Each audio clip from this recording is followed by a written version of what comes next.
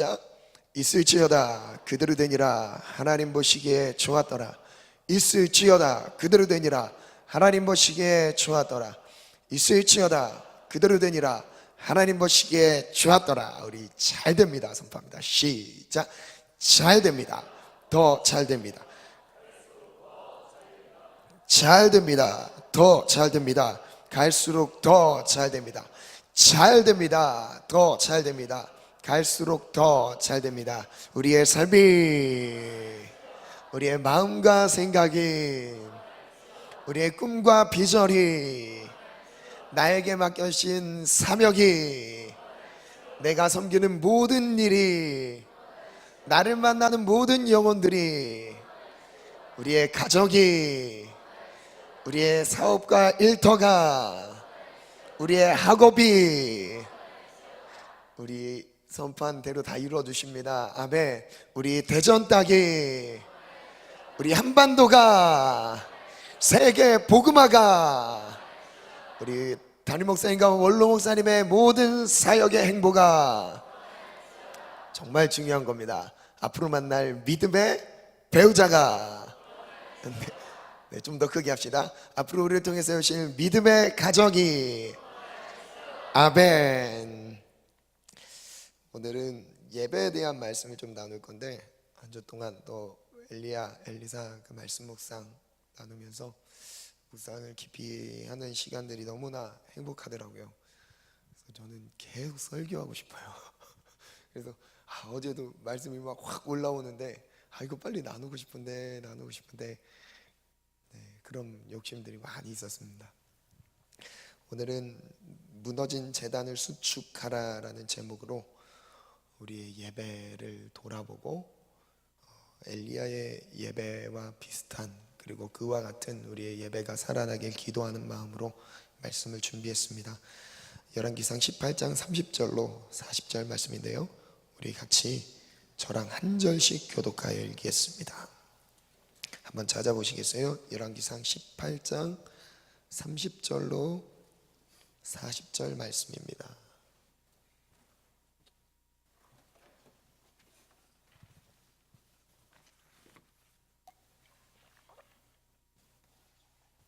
네, 다 찾으신 줄로 믿고 한번 읽겠습니다. 엘리야가 모든 백성을 향하여 이르되 내게로 가까이 오라. 백성이 다 그에게로 가까이 가매 그가 무너진 여호와의 제단을 수축하되, 야곱의 아들들이 지파의 수요를 따라 엘리야가 돌 12개를 취하니 이 야곱은 옛적에 여호와의 말씀이 임하여 이르시기를 내 이름을 이스라엘이라 하리라 하신 자더라. 그가 여호와의 이름을 의지하여 그 돌로 제단을 쌓고 제단을 돌아가며 곡식 종자 두세 알을 둘 만한 도랑을 만들고, 또 나무를 버리고 송아지의 각을 떠서 나무 위에 놓고 이르되 통 넷에 물을 채워다가 번제물과 나무 위에 부으라 하고, 또 이르되 다시 그리하라 하여 다시 그리하니, 또 이르되 세 번째로 그리하라 하여 세 번째로 그리하니, 물이 제단으로 두루 흐르고 도랑에도 물이 가득 찼더라. 저녁 소재 드릴 때에 이르러 선지자 엘리야가 나아가서 말하되 아브람과 이삭과 이스라엘의 하나님 여호와여, 주께서 이스라엘 중에서 하나님이신 것과 내가 주의 종인 것과 내가 주의 말씀대로 이 모든 일을 행하는 것을 오늘 알게 하옵소서. 여호와여 내게 응답하소서. 내게 응답하옵소서. 이 백성에게 주 여호와는 하나님이신 것과 주는 그들의 마음을 되돌이키심을 알게 하옵소서 하매, 이에 여호와의 불이 내려서 번제물과 나무와 돌과 흙을 태우고 또 도랑의 물을 핥는지라. 모든 백성이 보고 엎드려 말하되 여호와 그는 하나님이시로다. 여호와 그는 하나님이시로다 하니, 함께 갑니다. 시작. 엘리야가 그들에게 이르되 바알의 선지자를 잡되 그들 중 하나도 도망하지 못하게 하라 하매 곧 잡은지라. 엘리야가 그들을 기손 시내로 내려다가 거기서 죽이니라. 아멘. 우리의 하나님과의 관계는 기도를 통해 말씀과 기도를 통해 세워지지만 그것이 완성되는 시간은 예배입니다. 예배 시간에 하나님을 만나는 시간이죠. 예배 시간을 통해서 하나님과의 관계가 완성이 되는데, 이 완성된 하나님과의 관계는 삶 속에서 그대로 나타나게 되어 있습니다. 즉 나의 일상의 삶은 깨어 있는데 예배는 잠들어 있다. 이렇지는 않죠. 우리의 삶은 예배를 초월할 수 없습니다. 즉 우리의 예배 수준에 맞게 우리의 삶에 하나님과의 동행이 누려지는 거죠. 오늘 하나님과의 진한 감격의 만남의 축복의 예배가 오늘 우리가 드려진다면 우리의 삶, 한 주 동안의 삶이 그 예배의 감격 때문에 승리하는 삶이 되는 것입니다. 그래서 예배는 곧 삶으로 이어지는 거죠. 예배는 승리했는데 삶은 무너졌다. 그것도 감정적인 예배가 될 수 있습니다. 예배는요, 하나님과의 관계가 완성되는 시간입니다. 그래서 제가 오늘 예배에 대한 말씀을 준비하면서 글을 좀 썼는데요. 같이 한번 읽겠습니다. 한번 띄워주시겠어요? 한번 읽겠습니다. 시작. 하나님과의 관계는 말씀을 중심 삼고 기도로 기도로 세워가며 예배를 통해 완성된다. 이 한 문장이 정말 좋더라고요. 하나님과의 관계가 말씀의 중심이 되고 기도로 세워지면서 무엇으로 완성된다고요? 예배를 통해 완성됩니다. 지금까지 저의 경험, 지금 신앙생활하는 동안 3살 때부터 교회를 다니긴 했지만 진짜 예수님을 인격적으로 만났을 때 고등학교 2학년 때였습니다. 그때 이후로 하나님과의 관계를 꾸준하게 하기 위한 노력들을 매일매일 갖기 시작했었습니다. 그런데 그때마다 시간이 흘러서 느끼는 것은 하나님과의 관계, 즉 내가 하나님을 위해서 특별히 무엇인가를 해서 하나님이 나를 기뻐하시는 게 아니라 주님과의 관계가 내 삶에 가장 소중하게 여긴 그 순간순간들, 말씀과 기도의 중심과 세워지는 시간들을 보내면서 예배의 시간을 정말 소중히 여겨서 그 예배 가운데 하나님을 만났던 시간들이 정말 많이 떠올랐습니다. 그래서 저는 이제 예배 드릴 때 제가 사역을 하기 전이었습니다. 예배를 드릴 땐 기본 1시간 전에 예배당에 왔었습니다. 그래서 예배당에 도착해서 그때 이제 저희 아버지가 개척한 교회였죠. 성도들도 없습니다.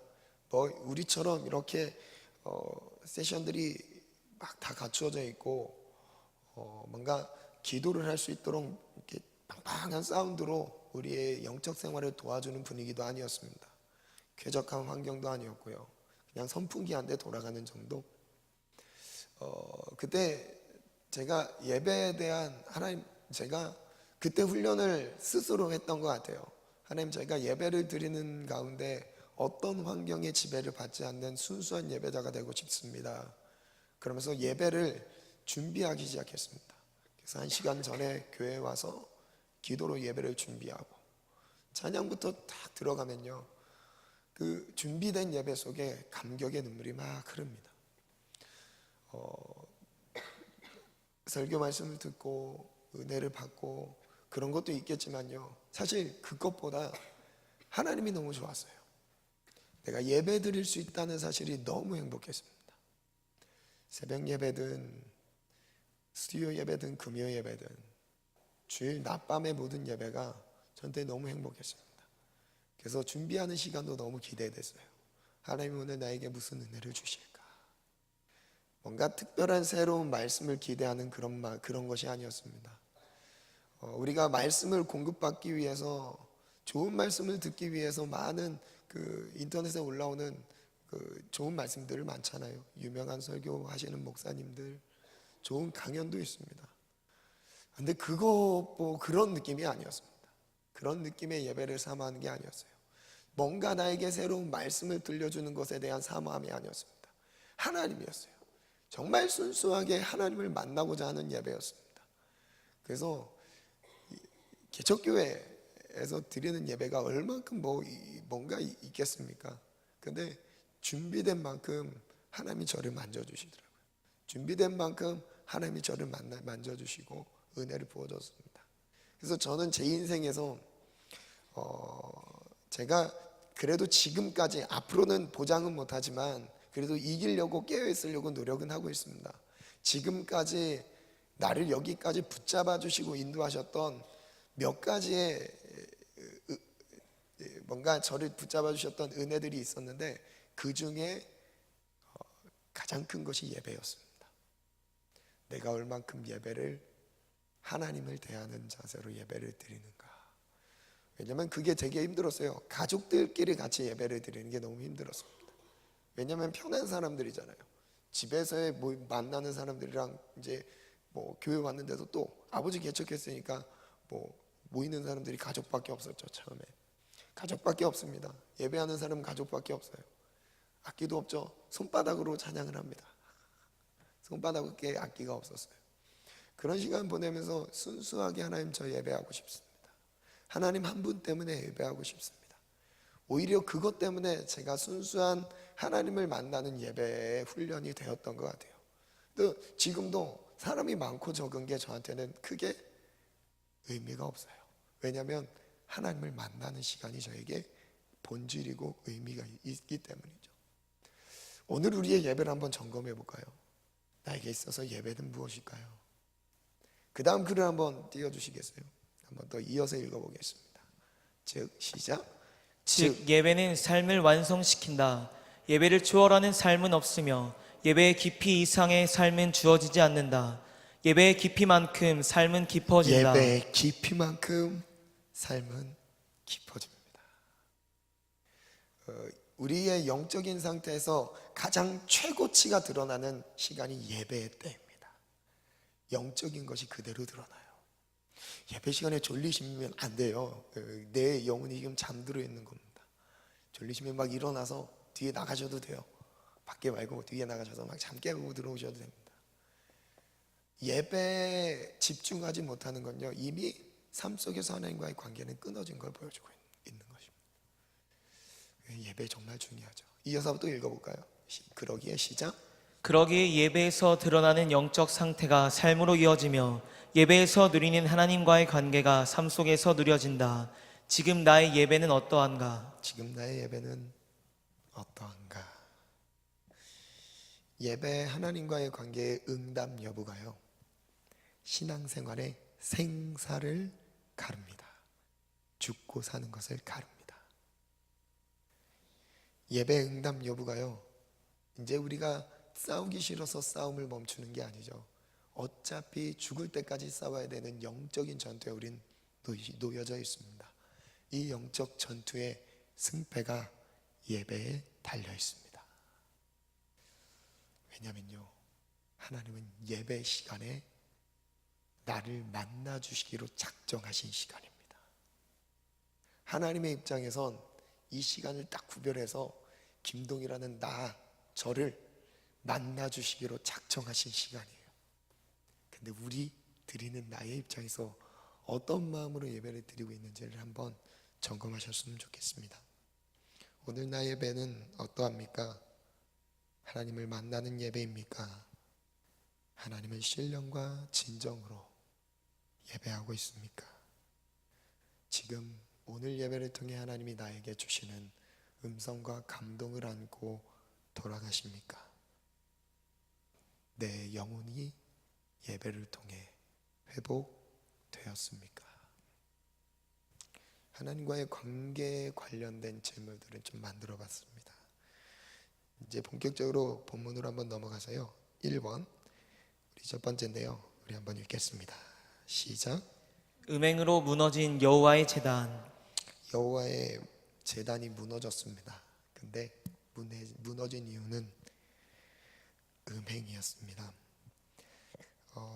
열왕기상 16장 29절로 34절 말씀을 보면요, 이스라엘 역사상 최악의 영적인 상태의 시기가 바로 엘리야가 활동했던 시기였습니다.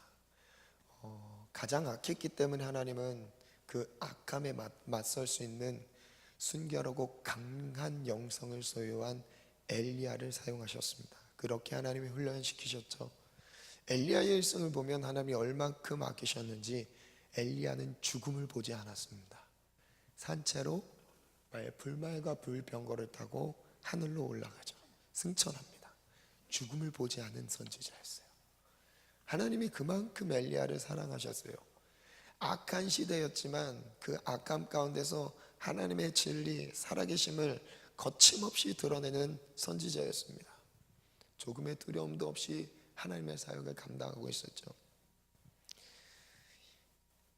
아합 왕이 22년 동안 통치했던 시기 가운데 이스라엘은 하나님을 더 심하게 떠났습니다.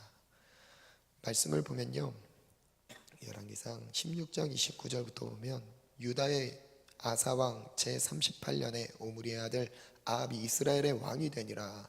오므리의 아들 아합이 사마리아에서 22년 동안 이스라엘을 다스리니라. 22년 동안 이스라엘을 다스렸어요. 그리고 오므리의 아들 아합이 그의 이전의 모든 사람보다 여호와 보시기에 악을 더욱 행하여, 이전보다 더 심한 악한 상태였죠. 31절부터 한번 읽겠습니다. 33절까지 읽습니다. 시작. 느밧의 아들 여로보암의 죄를 따라 행하는 것을 오히려 가볍게 여기며 시돈 사람의 왕 엣바알의 딸 이세벨을 아내로 삼고 가서 바알을 섬겨 예배하고 사마리아에 건축한 바알의 신전 안에 바알을 위하여 제단을 쌓으며 또 아세라상을 만들었으니 그는 그 이전에 이스라엘의 모든 왕보다 심히 이스라엘 하나님 여호와를 노하시게 하였더라. 엘리야가 활동했던 이스라엘의 영적인 상태가 최악이었습니다. 가장 악한 시대였습니다. 이스라엘 백성들은 어떤 마음으로 바알을 섬겼을까요? 물론 하나님께서 아합 왕을 세우셨던 이유는 하나님의 다스림의 역할을 대신 부여하셨던 겁니다. 다른 민족의 왕들과 조금 더 다른 차원입니다. 왜냐하면 인간의 다스림이 아니라 하나님의 통치와 다스림이, 그래서 왕에게 기름을 붓죠. 하나님의 능력이 왕에게 임하는 것이죠. 그래서 하나님의 사람으로서 하나님의 주권과 하나님의 통치, 하나님의 다스림이 그 왕의 다스림을 통해 드러나는 거였어요. 즉 하나님이 기뻐하시는 뜻대로 이스라엘을 이끌어가야 되는 것이 왕의 사명이었습니다.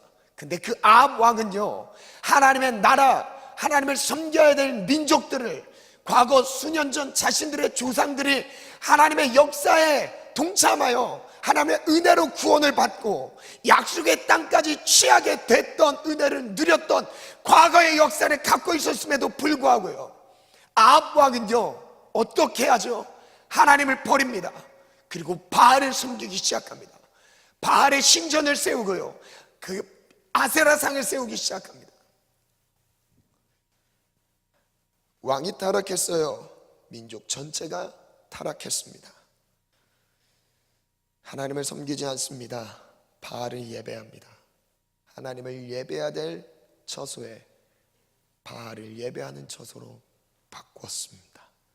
하나님을 예배하는 흔적마저도 사라지고 있습니다. 이스라엘 백성들의 입장에서 어떤 느낌이 들었을까요?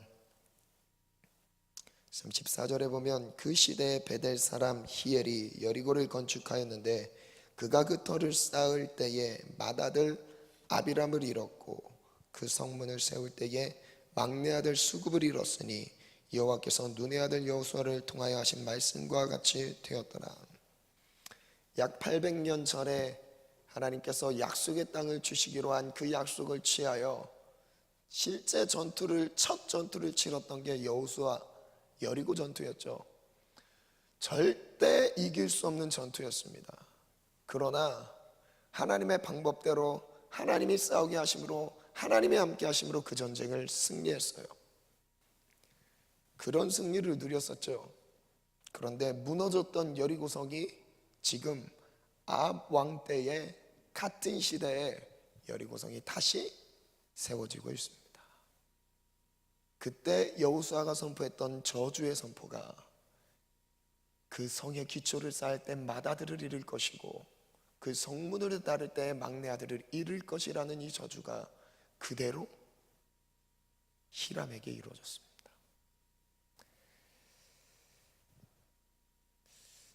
이것은요, 한번 띄워주시겠어요? 그 성을 쌓았다는 것은요, 하나님께서 지금까지 모든 전쟁의 승리로 이끄셨던 하나님이 느껴지지 않는다.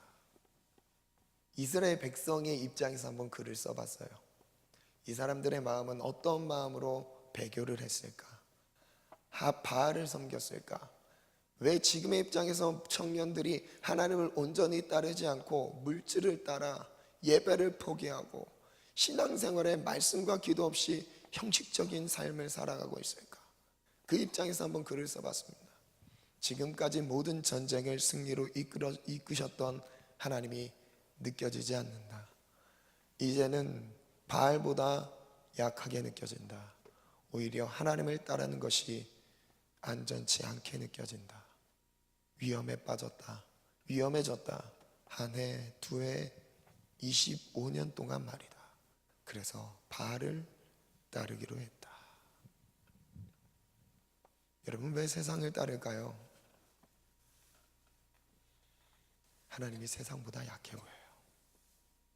현실적인 문제에서 하나님이 내 삶을 채우시고 기르시고 안전하게 지켜주시는 것보다 세상의 물질이 더 안정감 있게 느껴지는 겁니다. 그래서 돈이 신이 되어버렸습니다. 쥐고 놓질 못해요. 가끔 주님이 감동을 주실 겁니다.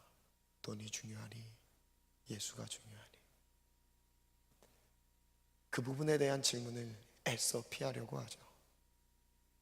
주님 영광 위해서 쓸게요. 막연하게 넘깁니다. 그렇다고 해서 피할 수 있는 문제는 아닙니다. 이 당시 이스라엘 백성들이 바알을 섬길 수밖에 없었던 이유는 하나님이 약하게 느껴졌어요. 그런 왕의 바락과 이세벨, 이 여자가 하나님의 사람들을 막 죽이죠. 그때 하나님 말씀 한번 보면 19장 10절에는 이렇게 나옵니다. 19장 10절 한번 띄워주세요. 그가 대답하되 내가 만군의 하나님 여호와께 열심히 유별하오니 이는 이스라엘 자손이 주의 언약을 버리고 주의 제단을 헐며 칼로 주의 선지자들을 죽였으며. 누가 죽인 거예요? 이스라엘 백성들이 이런 짓을 한 겁니다. 주의 제단을 헐었어요. 오늘 본문의 30절에도 여호와의 제단, 무너진 여호와의 제단 누가 헐은 거죠? 이스라엘 백성들이 한 겁니다. 그리고 여호와의 선지자들마저도 칼로 죽입니다. 그리고 오직 나만 남았거늘 그들이 내 생명을 찾아 빼앗으려 하나이다. 엘리야의 고백이에요. 하나님을 향한 영. 많은 사람들이 죽이려고 해요. 신앙의 위기가 찾아왔습니다. 여리고성 그 글 한번 띄워주시겠어요? 여리고가 다시 건축되었다는 것은 두 가지 의미인데요. 첫 번째는요, 하나님에 대한 도전입니다. 하나님을 도전하는 행위예요. 왜냐하면 하나님이 무너뜨리신 거거든요. 그 죄악이 가득 차서 더 이상 그 죄악을 두고 볼 수 없어 죄악을 심판하신 겁니다. 그래서 그것을 다시 세우지 못하도록 여호수아의 입이 그걸 선포했던 거였어요. 하나님의 도전이었습니다. 두 번째는요, 한번 읽겠습니다. 시작. 영적 흐름의 역전함시. 영적인 흐름이 반전되었다는 것을 보여주고 있습니다. 하나님의 선한 영향력이 흘러가야 될 그 모든 것이 이제 중단되고 악의 흐름이 주도하고 있다는 걸 보여주고 있는 겁니다. 우리의 신앙의 위기는 어떤가요? 구원을 받았습니다. 하나님의 사랑으로, 십자가의 은혜로 허물어질 것 같지 않았던 내면의 죄악의 여리고성이 하나님의 사랑으로 무너졌습니다. 그것이 다시 여리고성이 세워졌던 것처럼 또다시 죄악의 탑들을 쌓고 있는 우리의 모습일 수 있습니다. 난공불락의 여리고는 하나님의 방법대로 하나님의 능력으로 무너졌습니다. 오직 하나님만 주실 수 있었던 승리였습니다. 이 감격의 승리를 누린 뒤에 문제는 또다시 여리고가 세워지고 있습니다. 여러분 삶은 괜찮으십니까? 오늘 말씀에 기록된 이스라엘 백성들의 하나님을 버리고 여리고 성을 쌓는 바알의 신전을 쌓고 있던 모습, 바로 혹시 예수님을 만난 뒤에 죄악들을 회개하고 정리한 뒤에 또다시 죄악의 탑들을 쌓아가고 있는 우리의 모습이 아니십니까? 여호와의 제단은 무너졌습니다.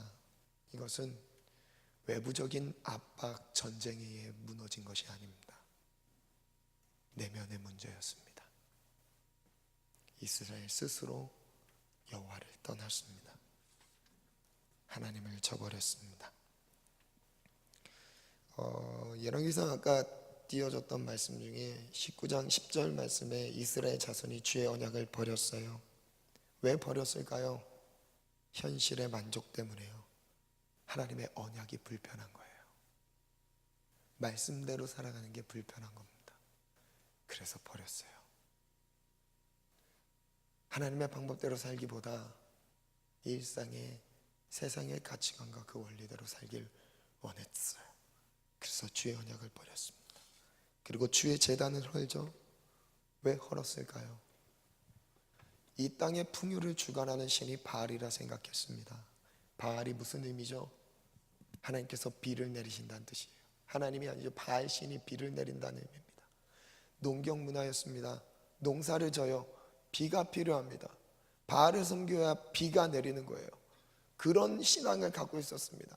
그런 그 고대 근동의 바알의 신의 역할이요, 영향력이 모든 고대 근동을 지배할 만큼 갖고 있었던 영향이었어요. 왜냐하면 다른 민족들은 다 바알을 섬겼거든요. 바알을 섬겨야 풍요로운 농사를 거둘 수 있었거든요. 수확이 달랐거든요. 그렇게 생각을 했습니다. 그래서 이스라엘 백성들 역시 하나님을 알고 있지만 바알도 같이 섬기고 있었던 겁니다. 왜요? 현실적인 문제 때문에요. 돈 버는 문제 때문에요. 먹고 사는 문제 때문에요. 입고 마시고 즐기는 문제 때문에요. 하나님이 불편한 거예요. 하나님이 있으면 즐길 수 없으니까요. 그리고 세 번째, 칼로 주의 선지자들을 죽입니다. 왜 죽였을까요? 더 이상 하나님의 뜻을 선포하는 그 입술이 듣기 싫은 거예요. 왜냐하면 내 삶과 너무 다르거든요. 이질적입니다. 말씀은 순종하라고 하는데 순종하려고 해도 잘 안 돼요. 여호와의 선지자들의 선포, 그 선포를 들을 때마다 마음의 가책은 됩니다. 근데 불편해요. 그래서 결국 어떻게 하죠? 거부하고 죽입니다. 이스라엘 자손들은 두 가지 문제 때문에 하나님을 버립니다. 첫 번째는 현실적인 문제 때문이었습니다. 두 번째는 목숨의 위협 때문에 버립니다. 왕이 바알을 섬기도록 시켰으니까요. 모든 백성이 바알을 섬기도록 시켰으니까요. 하나님을 섬겨도 형식적인 내면의 본질을 잃어버린 섬김이 될까, 그것마저도 두려운데 아예 왕이 모든 국민을 데리고 우상을 섬기게 합니다. 드러나는 여호와의 모든 선지자들은 죽임을 당했습니다. 하나님을 섬기지 못하도록 죽였습니다. 여러분, 만약 내가 그 시대에 살고 있었다면 여러분 끝까지 하나님을 섬길 수 있으셨을 것 같아요. 열왕기상 18장 4절 말씀에는요, 이세벨이 여호와의 선지자들은 멸합니다. 여호와의 선지자들은 왕비가 멸하고 있어요. 하나님의 사람들은 죽어가고 있습니다. 하나님의 사람이라는 타이틀 때문에, 하나님을 예배한다는 이유 때문에 죽어가야 됐습니다. 여러분, 그것이 1년, 2년이 아니었습니다. 여러분, 그래도 하나님을 섬길 수 있으십니까?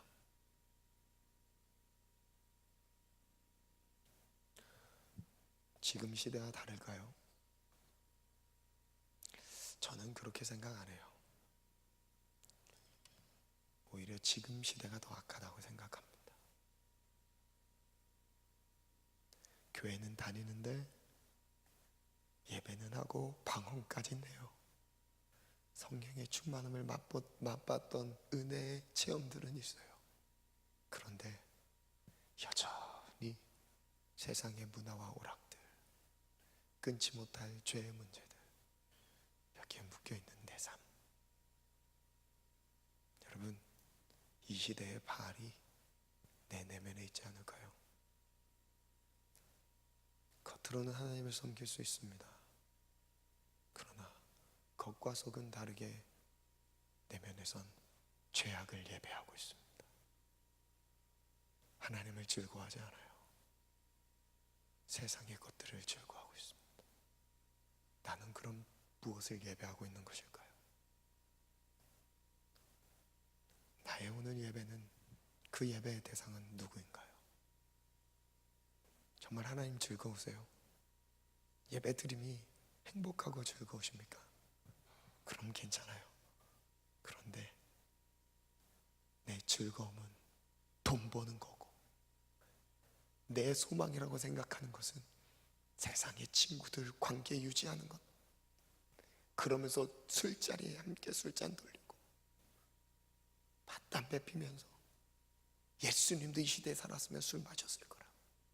그럼 이런 쓸데없는 소리 하면서 세상의 흐름 따라 살아가고 있지는 않으십니까? 여러분, 그 끝은 결국 바알을 섬긴 이스라엘 백성들, 하나님을 섬긴 엘리야 둘로 나눠졌습니다. 여러분, 제대로 하나님 섬기지 않았을 땐 비참한 날이 올 것입니다. 내 삶에 하나님을 제대로 예배하지 않는다면 결국 비참한 저주에 몰리게 될 것입니다. 그래서 마태복음 22장 34절부터 보면요, 우리가 목숨을 다해 예수님을 사랑하지 못한다면 안 된다는 것을 좀 말씀하시는데요, 예수께서 사두개인들로 대답할 수 없게 하셨다 함을 바리새인들이 듣고 모였습니다. 그 중에 한 율법사가 예수님을 시험합니다. 물어봐요. 선생님, 율법 중에서 가장 최고의 율법이 뭔가요? 제일 먼저 있어야 될 율법이 뭔가요? 그때 예수님이 이렇게 말씀하세요. 37절 같이 읽겠습니다. 시작. 예수께서 이르시되 내 마음을 다하고 목숨을 다하고 뜻을 다하여 주 너의 하나님을 사랑하라 하셨으니. 어떻게 사랑해요? 마음을 다하래요. 뭐까지 다하래요? 목숨까지 다해서 사랑하래요. 어느 정도의 열심을 말하는 게 아닙니다. 인간의 열심으로는 그래서 하나님을 사랑할 수 없는 거예요. 하나님의 수준으로 우리가 하나님을 사랑하지 않는다면요, 내 힘으로 하나님을 위해서 뭔가의 종교적인 의식을 갖는다면요, 여러분, 그거 하나님을 향한 사랑은 아닙니다. 목숨을 거셔야 돼요. 내 목숨보다 하나님을 예배하는 것이 즐거우셔야 돼요.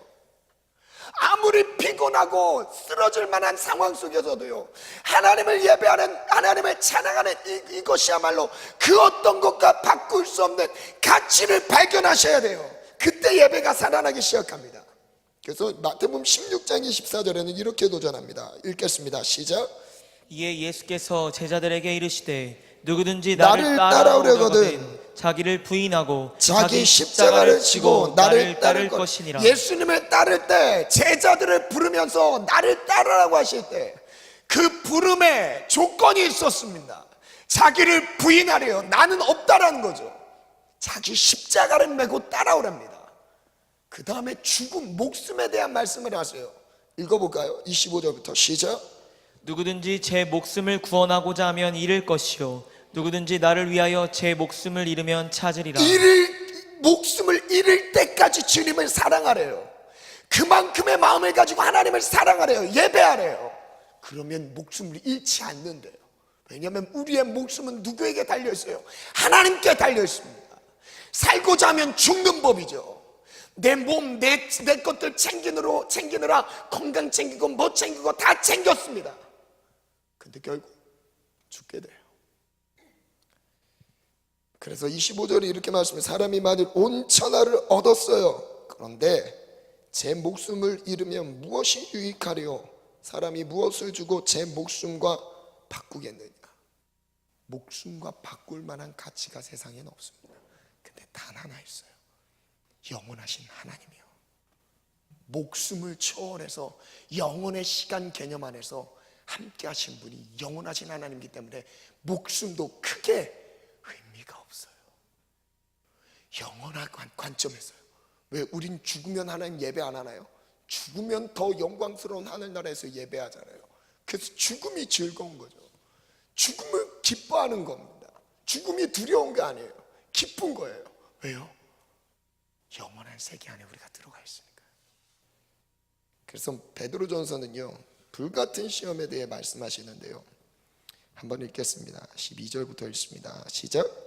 사랑하는 자들아, 너희를 연단하려고 오는 불시험을 이승한 일 당하는 것 같이 이상히 여기지 여기서 말고. 말하는 불시험은요, 이 당시 이 성경이 기록된 히브리서, 야고보서, 그리고 베드로 전후서, 이렇게 일반 서신이 쓰여졌던 배경은요, 로마 기독교 대박해가 있었던 시기예요. 배경적으로 봤을 때 기독교 대박해가 백해를 앞두고 있었던 시기에 이걸 예언한 겁니다. 불같은 시험이 왔을 때 예수님을 믿는 것 때문에 동네에서 화형당하고 십자가에 못 박혀 죽고요, 사지가 능지처참해서 죽였습니다.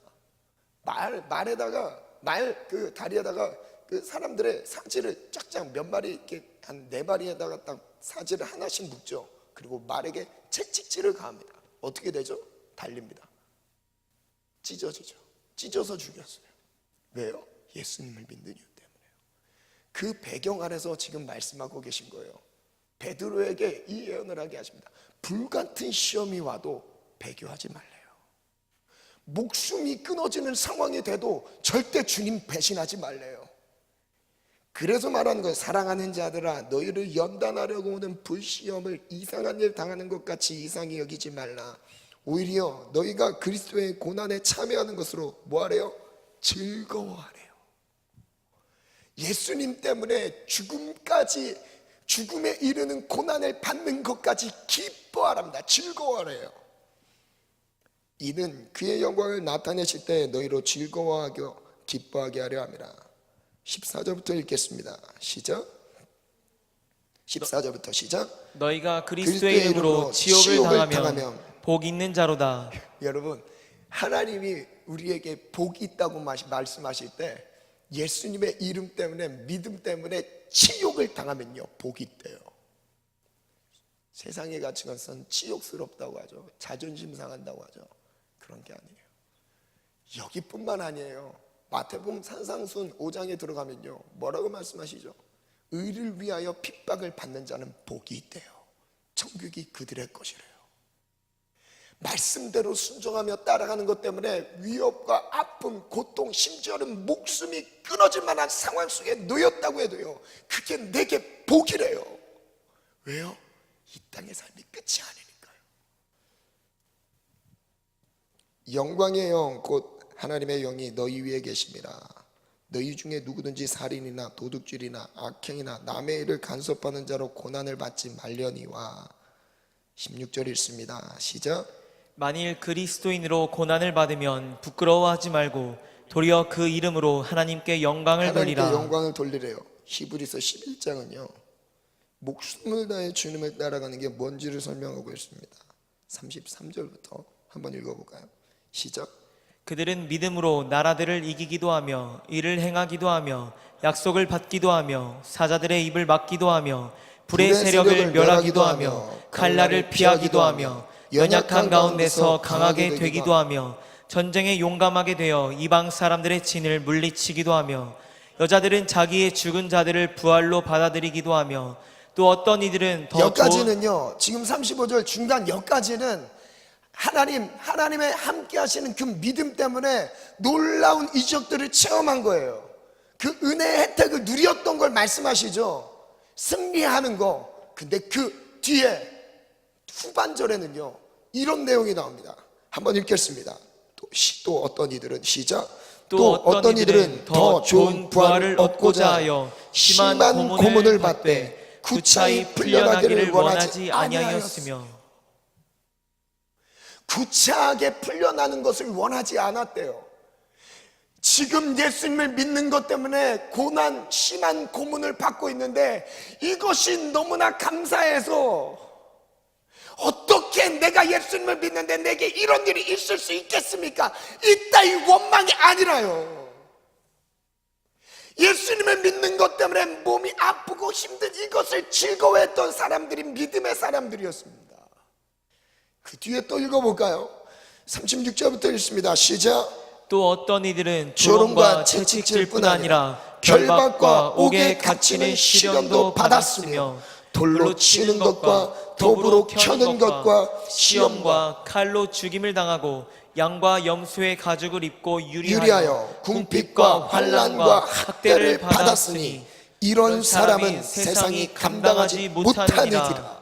세상이 감당할 수 없는 믿음의 사람들, 세상의 가치관 안에서 도저히 그 사람을 움직일 수 없는 하나님의 사람들, 여러분, 이것이요 믿음의 사람이에요.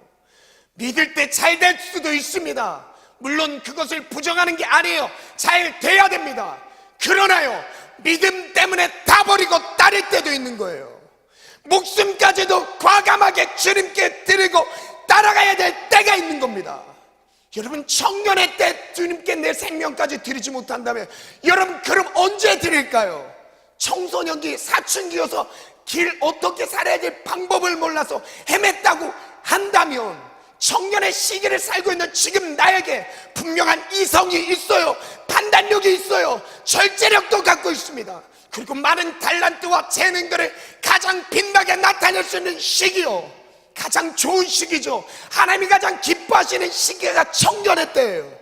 만약에 이때 내 삶의 전부를 드리지 못한다면 여러분 언제 드리게요? 백발 노인이 됐을 때 드리시겠습니까? 그럼 그때 주님 위해서 무엇으로 쓰임 받으시게요?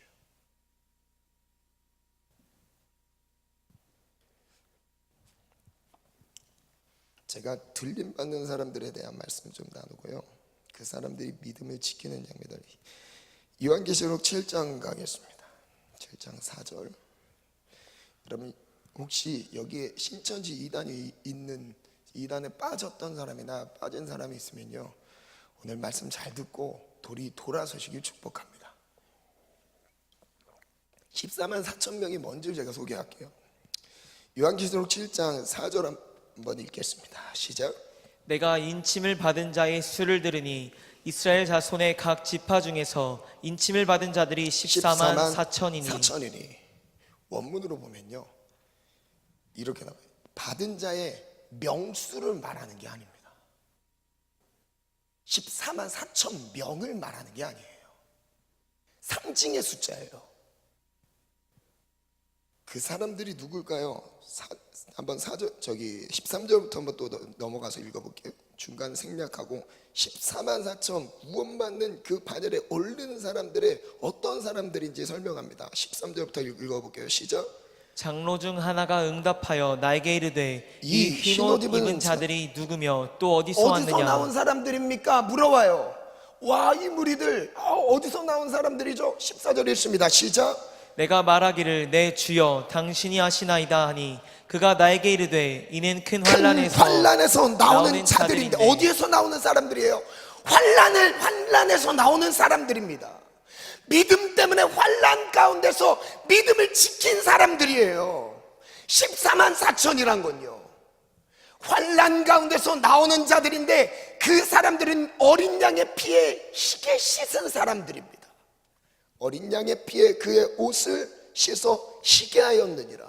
거룩하게 세상과 타협하지 않는 믿음의 순결함을 지킬 사람들입니다. 잠시 잠깐 쾌락을 즐기기 위해 세상 기웃거리지 않는 사람들이에요. 그 다음 이어서 가면요, 계시록 14장으로 넘어갈게요. 1절 한번 읽겠습니다. 시작. 그 14만 4천 이어서 한번 설명하는데요, 읽겠습니다. 시작. 또 내가 보니 보라 어린 양이 시온산에 섰고 그와 함께 14만 4천이 서 있는데 그들의 이마에는 어린 양의 이름과 그 아버지의 이름을 쓴 것이 있더라. 14만 4천을 또 설명하고 있는데 또 명이라고 안 해요. 14만 4천 명이라고 하지 않아요. 14만 4천 상징수입니다. 예수님을 따르는 순결하게 하나님의 믿음을 가지고 살아갔던 사람들, 그 사람들의 이마에 어린 양의 이름이 있어요. 예수 그리스도의 이름이 있는 사람들이에요. 하나님의 이름이 있는 사람들이에요. 근데 그 사람들은 4절부터 또 이렇게 설명해요. 4절 5절인데요 한번 읽습니다. 시작. 이 사람들은 여자와 더불어 더럽히지 않는 사람들이에요. 요한계시록에 예언한 구원의 반열에 이르는 하나님의 영광 가운데 그 영광에 동참하는 사람들은요, 첫 번째로 여자로 더불어 더럽히지 않은 사람들입니다. 여기서 말하는 여자는요, 세상입니다. 성적인 순결을 잃어버린 것, 이걸 말한 게 아니에요. 회개하면 돌아갈 수 있어요. 다시 회개하면 하나님 회복시켜주세요. 청년의 때 순결을 깨뜨리신 분들이 있다면요, 여러분 회개하시기 바랍니다. 하나님의 뜻은 아니에요. 그러나 그게 아닌 줄 알고 돌아섰을 때요, 주님 받아주세요. 장녀도 받아주셨는데요, 근데 그게 맞다고 생각하면서 가는 게요, 지옥이지요. 그래도 예수님을 믿으면서도 세상의 즐거움, 성적인 타락 살아가도 된다고 생각하는 게 여러분 그 끝은 멸망입니다. 음란의 영에 잡혀있는 거예요. 그래서 첫 번째는 여자와 더불어 더럽히지 않는 자들이래요. 여기서 말하는 여자는 세상입니다. 세상과 더불어 더럽히지 않는 사람들, 섞이지 않는 사람들이에요. 하나님을 사랑해야 될 우리죠. 하나님을 사랑해야 될 우리예요. 신부예요, 신부. 하나님이 예수 그리스도의 나의 신랑 되시고요, 난 신부인 거예요. 근데 세상을 따르고 있어요. 바람을 피는 거죠. 이어서 또 볼까요? 아니하고 순결한 자라. 어린 양부터 읽겠습니다. 시작. 어린 양이 어디로 인도하든지 따라가는 자며 사람 가운데에서 속량함을 받아 처음 익은 열매로 하나님과 어린 양에게 속한 자들이니 그 입에 거짓말이 없고 흠이 없는 자들이더라. 첫 번째, 여자와 더불어 더럽히지 않는 순결한 자. 첫 번째. 두 번째, 어린 양이 어디로 인도하든지 따라가는 자입니다. 예수님의 말씀, 그 명령에 따라서 이 땅에서 아프든 막히든 어렵든 힘들든 상관없이요, 그것과 상관없이 주님의 음성이라면 그 음성대로 따라가는 자, 말씀에 기초된 사람, 그 사람들이 구원받은 자라고 말씀하고 계세요. 어디든지 따라가는 자예요.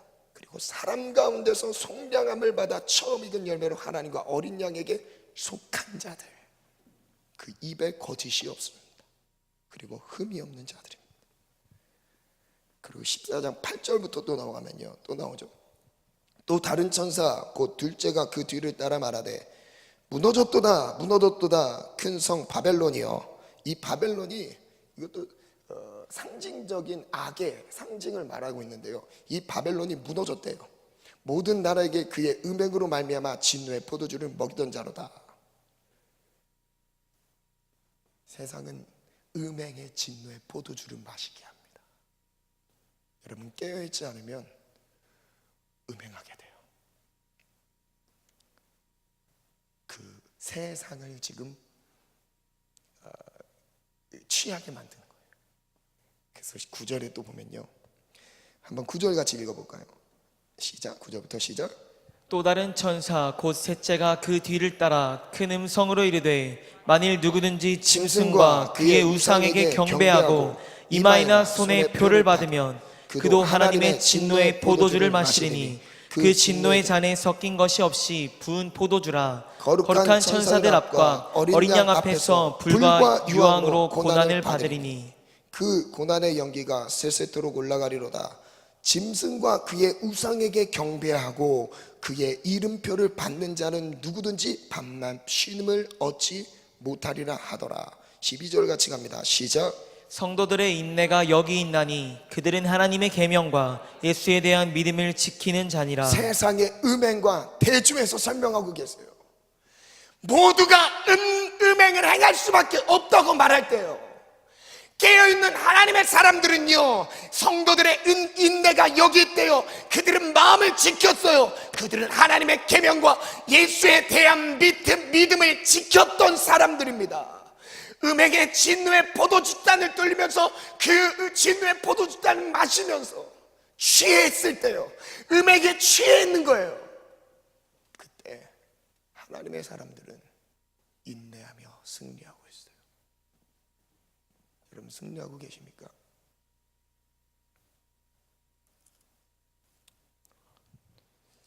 (18장 1절부터) 또 볼까요? 그 음행의 진노의 포도주가 이렇게 설명됩니다. 이 후에 다른 천사가 하늘에서 내려오는 것을 보니 큰 권세를 가졌는데 그의 영광으로 땅이 환하여졌더라. 힘찬 음성으로 외쳐 이르되 무너졌도다 무너졌도다 큰 성 바벨론이여. 아까 14장에서 이제 나왔던 똑같은 대목이죠. 바벨론, 악의 상징입니다. 악의 근원이에요. 그게 무너졌대요. 음행을 주도하던 그 세력들이 무너졌대요. 악의 세력이 무너졌대요. 세상의 주관자가 무너집니다. 결국 끝에 가면요, 무너집니다.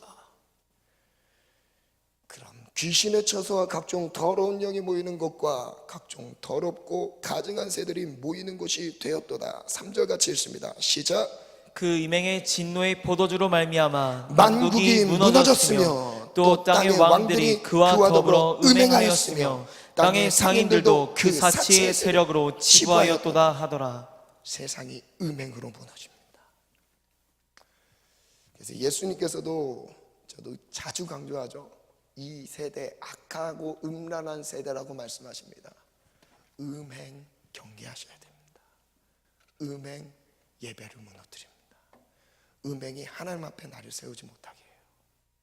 근데 여러분, 지금 회개하고 돌아서야 돼요. 그리고 그 음행, 세상을 따른 하나님만 순결하게 섬겨야 될 내 마음을 세상과 섞였던 거, 음란한 것들, 여러분 그것들을 절제하시기 바랍니다. 경계하시길 바랍니다.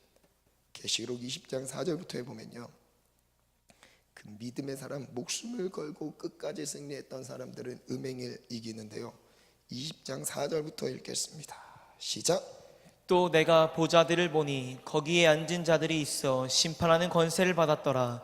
또 내가 보니 예수를 증언함과 하나님의 말씀 때문에 목배임을 당한 자들의 영혼들과 또 짐승과 그의 우상에게 경배하지 아니하고 그들의 이마와 손에 그의 표를 받지 아니한 자들이 살아서 그리스도와 더불어 천년 동안 왕노릇하니. 누가 하나님의 영광과 함께 한대요?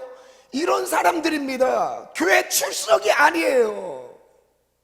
내 마음을 지키셔야 돼요. 음란한 세대 속에서 거룩함으로 하나님의 자녀답게 살아가셔야 돼요. 그래서 보좌들을 받대요. 심판하는 권세까지 받았는데 그 사람들은 누구래요?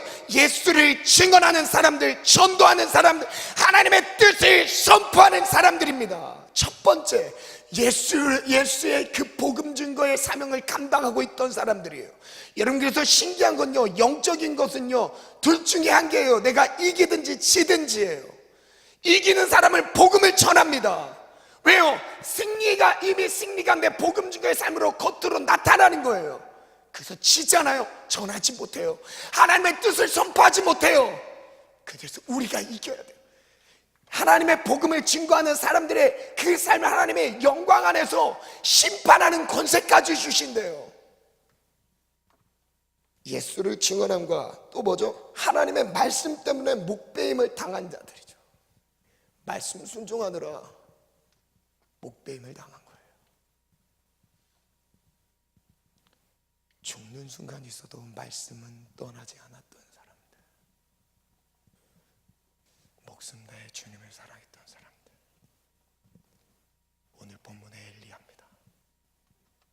모든 백성들은 그 목숨 빼앗길까 봐 두려워서 발에 고개를 숙이고 무릎 꿇고 있을 때 단 한 사람, 엘리야는 목숨을 걸고 주님만 따릅니다.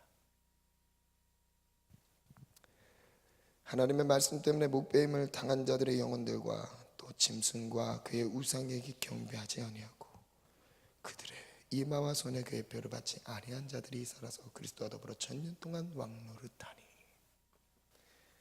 손과 이마에 원래 기록되어야 될 게 뭘까요? 신명기 말씀을 보면요, 6장 말씀에 여기는 짐승의 표라고 나오지만 신명기 6장에 보면 이마에 하나님의 말씀을 기록하래요. 손목에 하나님의 말씀을 기록하래요. 말씀이 없는 사람들입니다. 자신의 삶을 이끌 말씀이 없어요. 그래서 짐승에게 임박히는 겁니다. 세상의 영에 임박히는 거예요. 그래서 깨어 있으셔야 돼요. 두 번째 한번 가겠습니다. 무너진 제단을 수축하라. 18장 30절부터 보면요, 18장 30절에 보면 엘리야가 모든 백성을 향하여 외칩니다. 내게로 와라. 백성이 다 그에게 가까이 가져 무너진 여호와의 제단을 수축합니다. 원어를 보면 이 무너진 하라스라는 단어는요, 파괴하다 그리고 멸망하다라는 의미를 갖고 있습니다. 그래서 아예 여호와의 그 파괴됐던 멸망하고 없어졌던 그것을 다시 쌓고 있는 장면이죠. 근데 이때 31절에 보면 야곱의 아들들의 지파의 수요를 따라 엘리야가 돌 12개를 취하니 이 야곱은 옛적에 여호와의 말씀이 임하여 이르시기를 내 이름을 이스라엘이라 아니라 하신 자더라.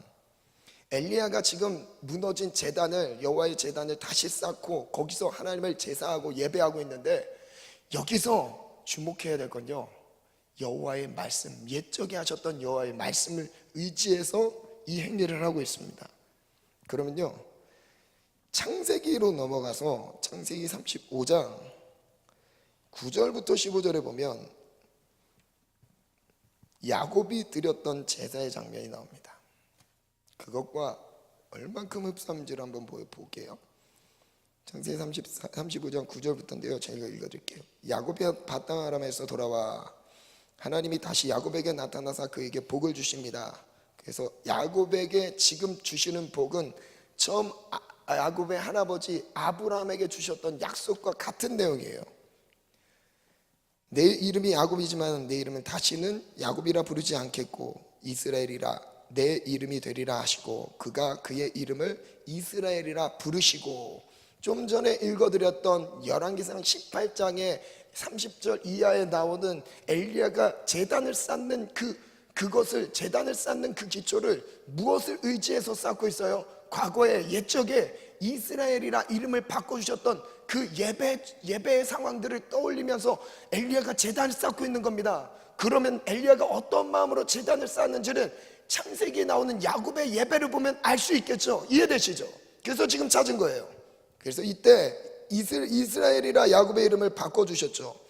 하나님이 그에게 이르시되 나는 전능한 하나님이라 생육하며 번성하라. 한 백성과 백성들의 총회가 내게서 나오고 왕들이 내 허리에서 나오리라.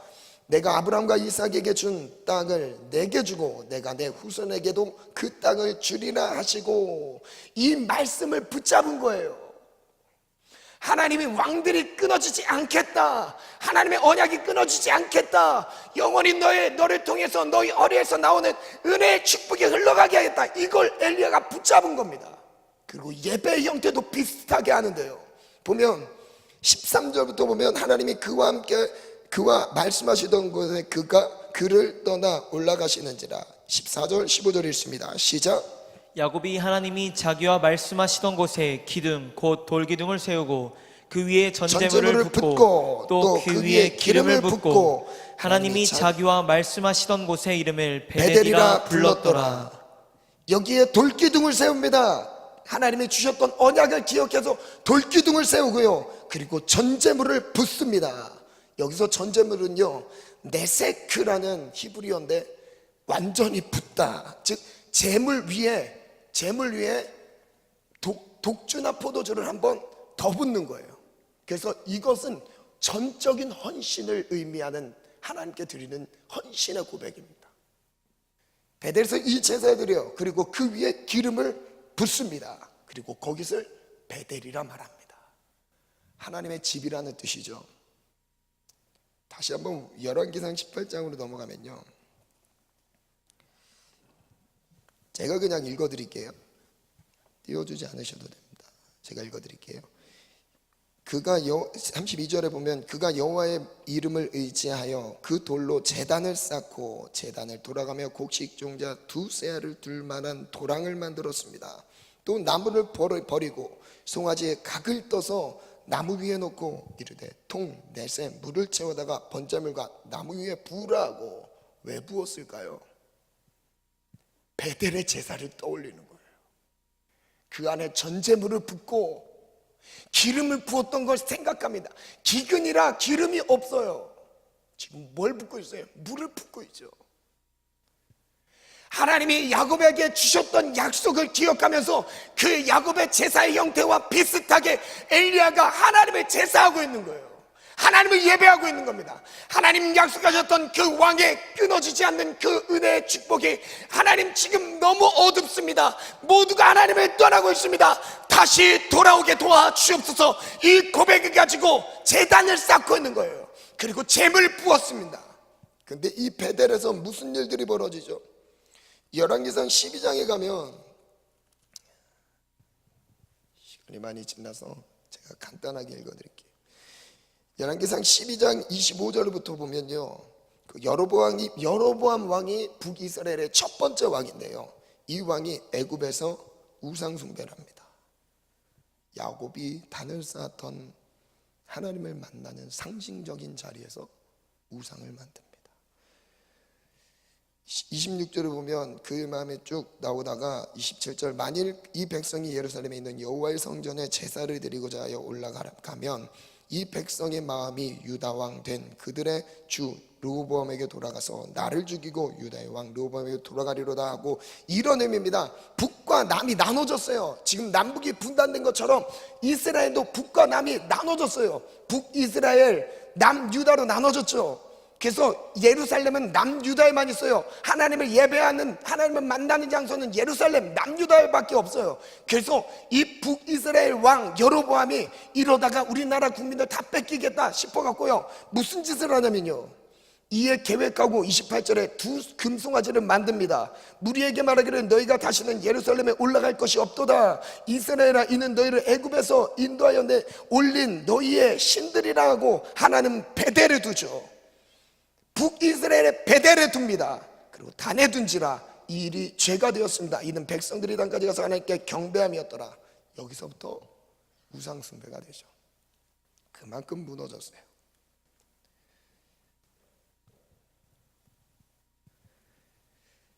하나님의 언약으로 영원한 축복을 보장받았던 베델이 우상 숭배의 중심 도시로 전락합니다. 하나님의 은혜에 감사하며 예배했던 자리에서 어쩌면 우리도 우상을 섬기고 있을 수 있습니다. 반주 준비해 주세요. 나의 삶에서도 내가 지금 하나님을 예배하지 못할 때 어쩌면 그 자리에 하나님 외에 다른 바알이, 우상이 세워져 그것을 예배할 수 있습니다. 여호와의 이름을 의지하여 이 제사를 드린 장면을 보면, 바로 반주 들어가 주세요. 여호와의 이름을 의지하여 수축을 했다라는 것, 무너진 제단을 수축했다는 의미는 음행으로 이미 다 무너졌습니다. 성적인 타락으로 다 무너졌습니다. 뭔가 회복될 만한 조짐이 전혀 보이지 않습니다. 순결하게 하나님의 뜻대로만 반응하며 말씀대로 살아간 사람들이 주변에 없어졌어요. 엘리야 마음이 어땠을까요? 야곱에게 주셨던 그 약속의 말씀을 붙잡고 제사하기 시작합니다. 불이 내리길 기다려요. 결국 하나님이 응답 주셨습니다. 말씀을 마치겠습니다. 오늘 나의 예배는 어떤가요?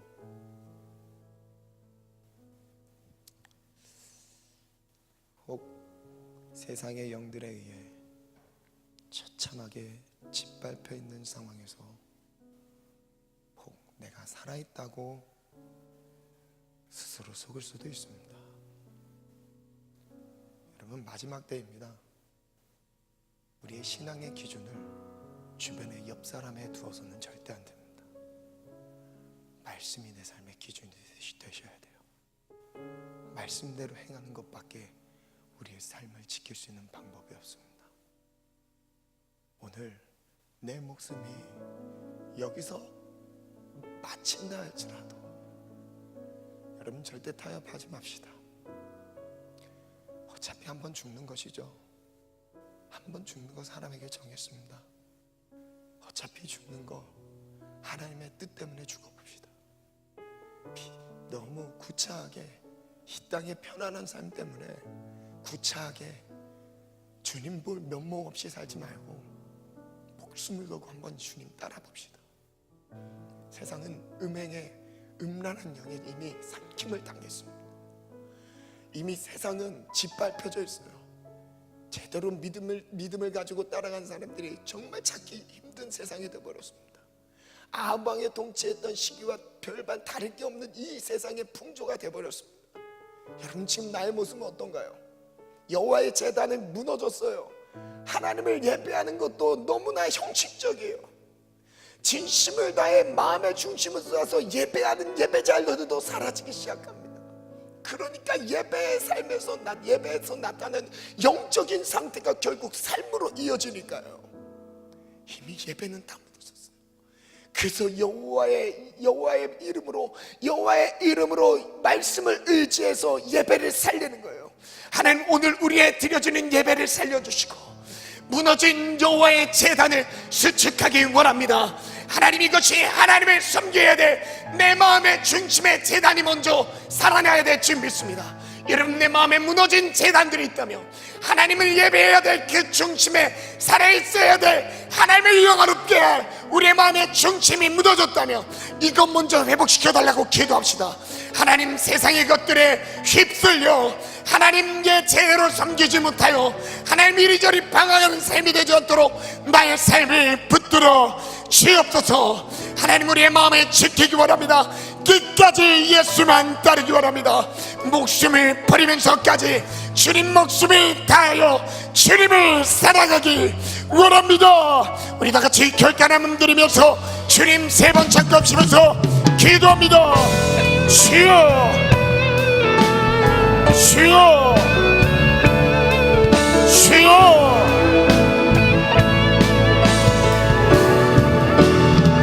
무너졌도다, 무너졌도다, 큰 성 바벨론이여. 세상을 음행의 진노의 포도주로 취하게 앉아 음행에 취하며, 음행에 취하며, 세상에 취하며 하나님의 뜻을 분별하지 못합니다. 하나님을 예배해야 될 내 마음의 중심이 무너집니다. 하나님, 무너진 여호와의 제단을 수축하기 원합니다. 야곱의 배달의 제단을 기억하며 하나님, 나의 제단 다시 한번 쌓아올립니다. 여호와의 말씀을 의지하여, 여호와의 이름을 의지하여 끝까지 승리하는 자, 살아남은 자가 누구입니까? 목숨을 다해 예수를 사랑했어. 예수의 피밖에 없네. 주여, 우리 불기둥을 세우고 전제물을 붓고 그 위에 기름을 부어 무너진 여호와의 제단을 수축하라. 모두가 하나님을 떠나고 있습니다. 말씀을 버리고 있습니다. 하나님의 언약이 귀찮아졌어요. 말씀대로 살기에는 너무나 버겁게 느껴집니다. 그래서 언약을 버립니다. 발의 제단을 쌓고 있어요. 여호와의 제단을 걸어버렸습니다. 심지어 주의 선지자들을 칼로 죽여갑니다. 하나님의 뜻을 더 이상 듣고 싶지 않았던 것이었습니다. 지금의 시대 같은 분위기입니다. 하나님, 이 약한 세계 속에 순결하게 깨어있게 도와주옵소서. 예수 피밖에, 예수의 피밖에 마음을 다하고 목숨을 다하고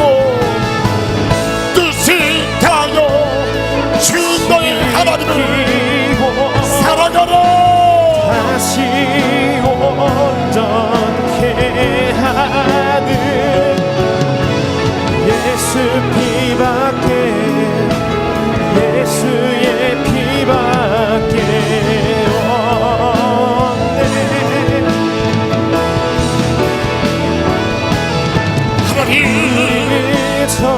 하나님과의 관계 예배를 통해 완성됩니다. 하나님 우리의 예배가 회복되게 도와주옵소서. 과거 야곱의 예배를 기억합니다. 베델에서 하나님과 말씀하셨고 야곱의 하나님을 기억합니다. 하나님 우리의 삶을 부어드립니다. 생명 깨지도 아끼지 않고 죽게 드립니다. 주님 기쁘신 뜻대로 사용하여 주옵소서. 예수의 피밖에 비참한 것을 하나님의 구원의 은혜를 누리고서도 하나님이 무너뜨려진 하나님의 생기를 이루신 것들 패배하여 몰아냈던 것들이 다시금 내 안에 세워지고 있는데 주여 두렵습니다. 끝까지 주님 오시는 끝까지 승리를 주옵소서. 승리를 주옵소서.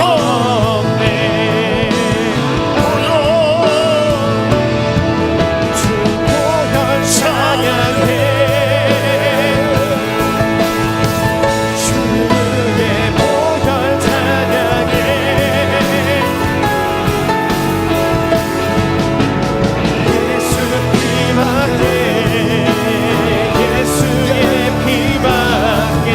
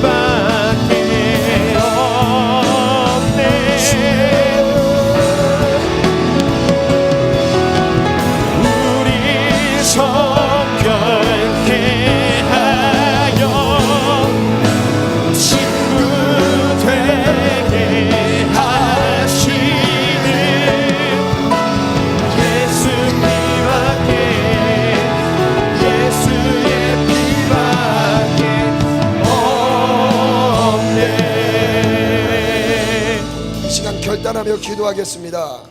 첫 번째 기도 제목입니다. 우리의 예배가 무너지는 이유는 음행에 붙잡혀 있을 때 무너지게 됩니다.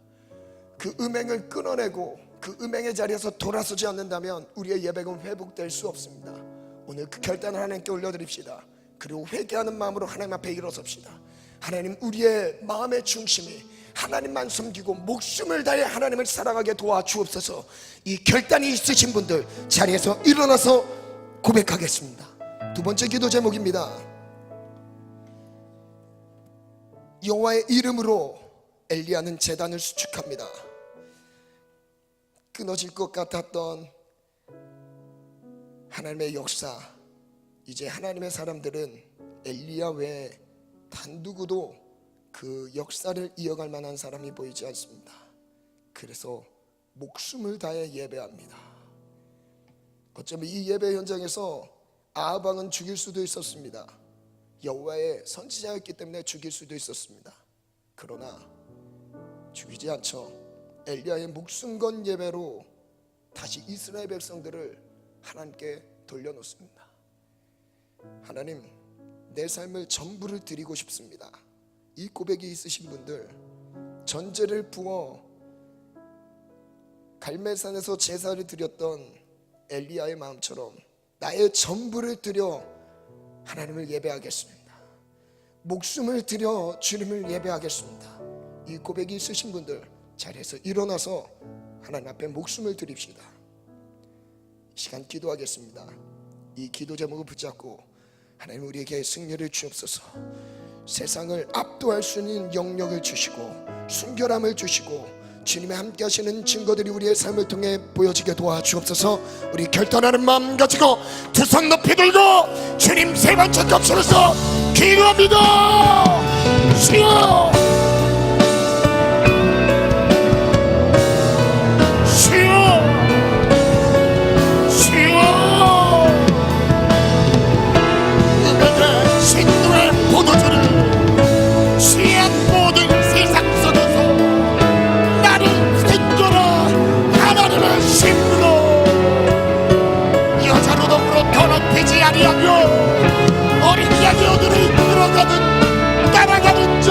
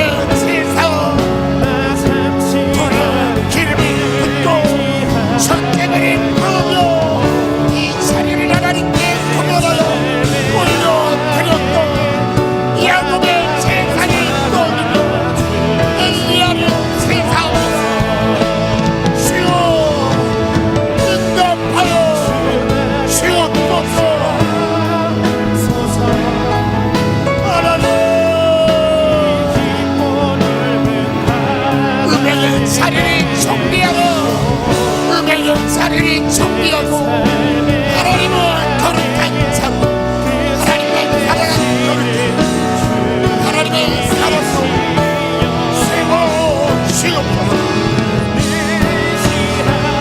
예배가 무너지는 이유 음행 때문입니다. 회개합시다. 하나님께 다른 것들의 마음, 우리의 예배 회개합시다. 주여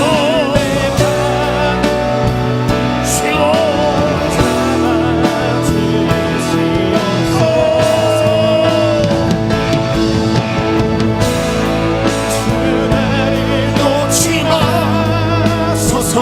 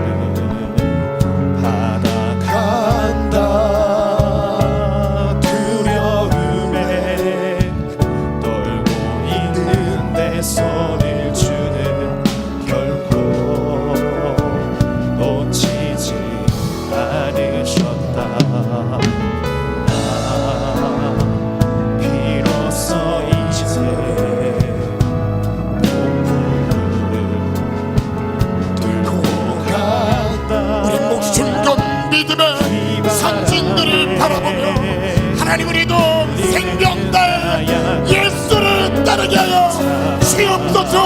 생명의 믿음을 주소서. 아멘. 주 나를 놓지 마소서. 이 깊고 넓은 바다에 내 삶의 항해 끝이 되시는 주님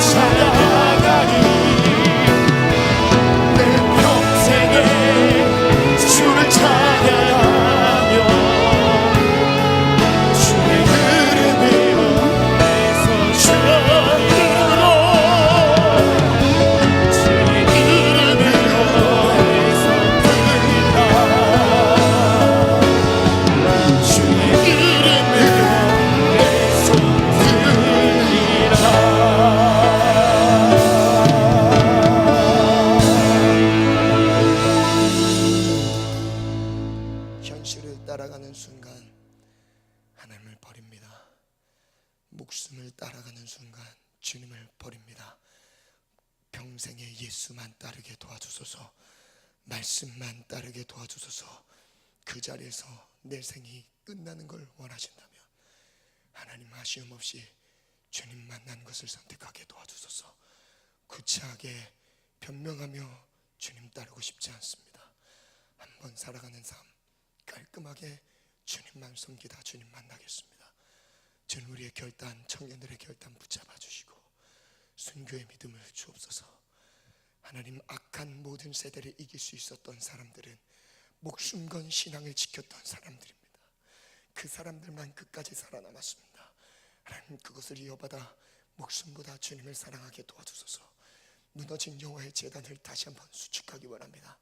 음란의 영에 노출되지 않게 하시고 마음의 순결함으로 예수를 따르게 도와주옵소서. 예수님의 이름으로 명하노니 모든 저주의 권세는 떠나갈지어다. 악하고 음란한 생각들은 떠나갈지어다. 과거의 모든 음행들은 예수의 이름의 보혈의 권세로 잊게 하시고 새 삶을 열어가게 도와주옵소서. 승리할지어다. 음행의 진노의 포도주는 떠나갈지어다. 정복할지어다.